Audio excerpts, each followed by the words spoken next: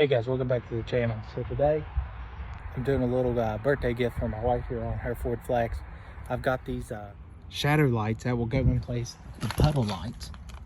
So right now she thinks I'm out in the garage working, which technically I am, but all we should need for this is a flathead screwdriver to go in here and basically pop these guys out. So let me get two hands on it and I'll show you with it out.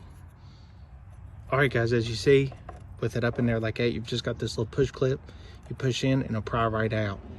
And it just looks like some home wiring that someone else did. Way to go, Ford. Anyways, it's the same exact connections that are on this guy. So obviously we're just gonna be matching collars. And we'll put this in and see how it looks. All right guys, dielectric grease on the connectors.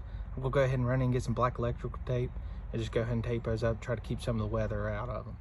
All right, electrical tape, bust. Shrink wrap, win. All right. Tuck her back up in there the same way she came out. We should be able to move to the other side.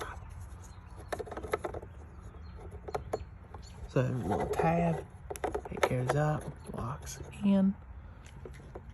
And that one, perfect. Let's go ahead and take that blue. Cool.